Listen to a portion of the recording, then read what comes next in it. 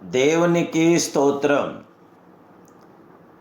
ఈరోజు విశ్వ విజ్ఞాపనాకర్తకు దేవదేవుడైన యేసుక్రీస్తు ప్రభువారి యొక్క ఘనమైన వాగ్దానం.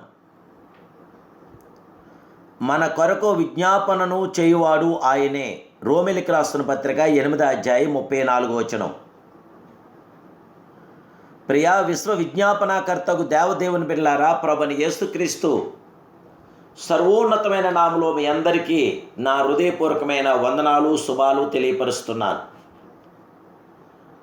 సర్వాధికారి అయిన దేవుని బిడ్డలారా, అంతా బాగున్నారు కదూ?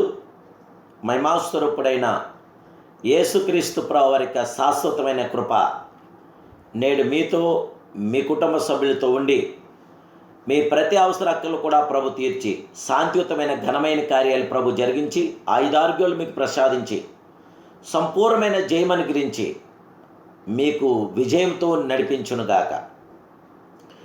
దేవుని బిడ్డలారా, మన ప్రియ ప్రభు అయిన దేవదేవుడు విశ్వ విజ్ఞాపనాకర్తకు దేవుడైన, మృతులలో నుండి లేచినవాడును, దేవుని కుడిపార్శ్వమున నున్నవాడును, మన కొరకు విజ్ఞాపనము చేయువాడును ఆ మహిమాస్వరూపుడైన యేసుక్రీస్తు ప్రభుల వారు మాత్రమే.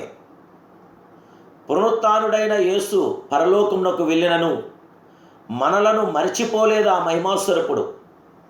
దేవదూతల ఆరాధనలో నిమగ్నమై లోకమును గూర్చిన ఆలోచన లేనివాడై ఉండలేదు ఆ అద్వితీయ సత్య స్వరూపుడు.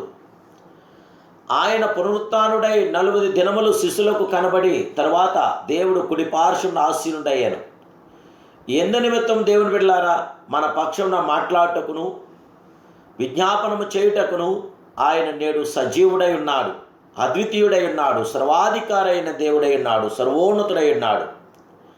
మన ప్రధాన యాజకుడు మన బలహీనతల యందు మనతో సహానుభావం లేని వాడు కాడు, కానీ సమస్త విషయంలోనూ మనవలే శోధింపబడినను ఆయన పాపం లేనివాడుగా ఉండేను గనుక మనం కనికరింపబడి సమయోచితమైన సహాయం కొరకు కృప పొందినట్లు ధైర్యంతో కృపాసనతకు మనము చేరుదాం.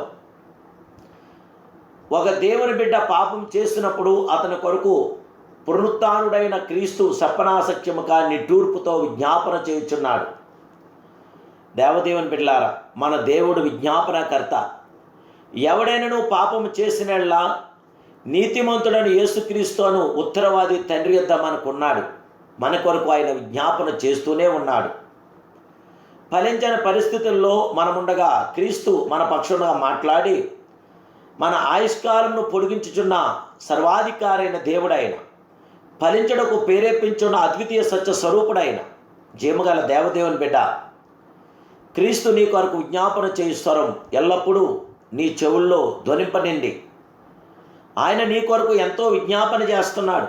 యేసుక్రీస్తు ఆరోహణమైన తర్వాత ఆత్మస్వరూపిగా వచ్చాను, ఆత్మాభిషేకం కుమ్మరించబడింది. ఆ అభిషేకమును బట్టి విజయవంతమైన జీవితమును, ఫలించు జీవితమును మనం పొంది ఉన్నాం. దేవదేవుడు మనకిచ్చిన అద్భుతమైనటువంటి జీవితమే ఈ యొక్క అద్భుతమైన జీవితం. దేవుని బిడ్డలారా, దేవాది దేవునికి మహిమాస్వరూపుడికి మీరు కూడా నేడు విన్నవించండి, విజ్ఞాపన చేయండి.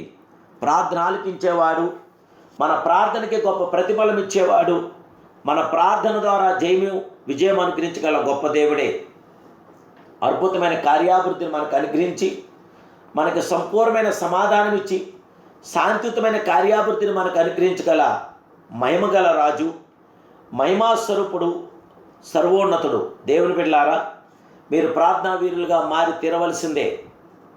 ఎంతకాలం మీరు విచారంగా నిద్రమత్తులో పడియందురు, ఎంతకాలం చిలక పలుకలు వంటి ప్రార్థనలు వల్లించదురు, ఎంతకాలం అంధకార శక్తులకు చోటిచ్చి బలము లేక త్రొట్టిలెదురు.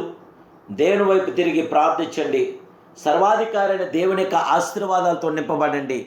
మన కొరకు విజ్ఞాపన చేస్తున్న సర్వాధికారి పరలోకమందు కోటాని కోట్ల దూతలతో ఉన్నప్పటికీ కూడా ఆయన మనల్ని గురించి మర్చిపోలేదు.